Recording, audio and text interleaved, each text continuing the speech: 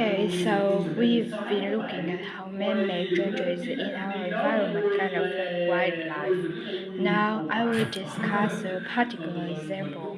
Let's take a look at mercury. Mercury is one of the 112 also elements that make up our matter, and it has the symbol H. G is a shiny silvery substance. You may have it in old-fashioned thermometers, but it's not used much for domestic purposes now because it's highly toxic. But the problem is that the amount of mercury in the environment is increasing. The main reason for this is the power plants used to produce electricity. The main source of energy that most of them is still coal, and when it's burned, it releases mercury into the atmosphere.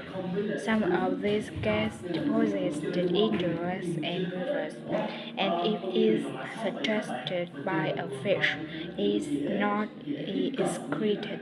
It stays in the fish's body and it enters the food chain. So it's been known for some time that birds which eat fish may be affected. But what was known until quite recently is that those that eat insects can also be affected. So, a woman called Varian Ramos is doing some research on how health is affecting birds. And rather than looking at how many birds are actually killed by mercury poisoning, she's looking for more subtle side effects. And this may be to do with the behavior of the birds or with the effect of mercury on the way their brain works. So, whether it leads to problems with memory, for example, and she's particularly focusing on the effects of mercury on bird song. Now, the process of song learning happens at a particular stage in the bird's development.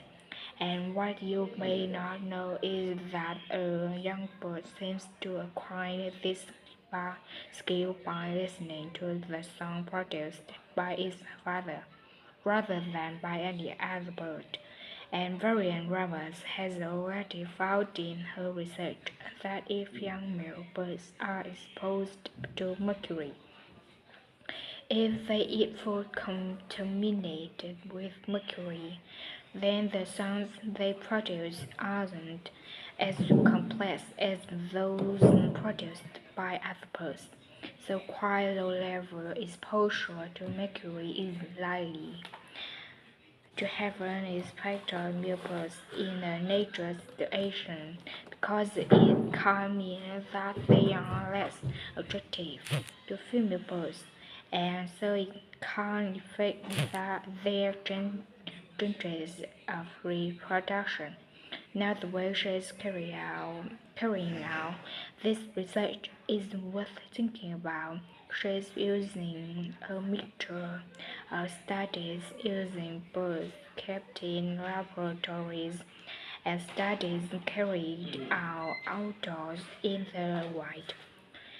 The lab-based studies have the advantage that you don't get a variable you would in a nature setting, so the experimenter has a much higher level of control, and that means they can be more confident about their results in some ways.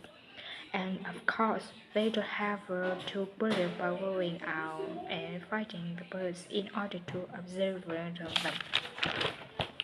So, what are the implications here for humans?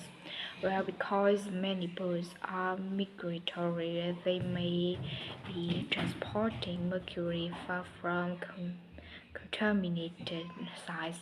For example, it's been found that ducks would be feeding at a contaminated site were later shot by hunters over 1,000 kilometers away and presumably eaten.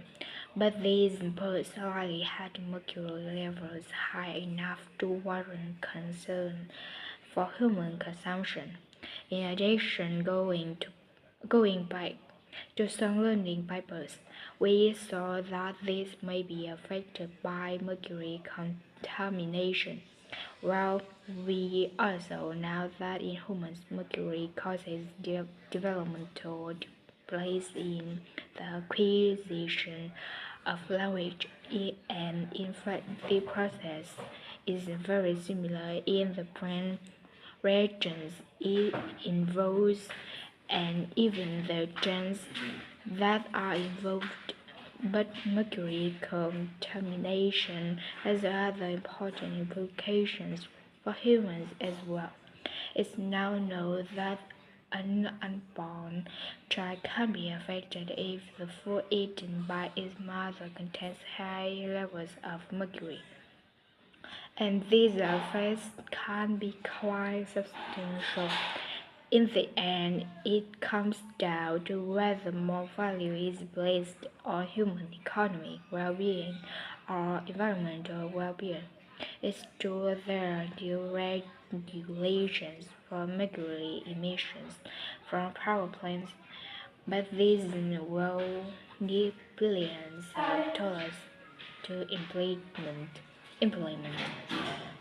and increase the cost for everyone. Some argue that's too much to pay to protect wildlife. But as we've seen, the issues go beyond that. And I think it's an issue we need to consider very carefully.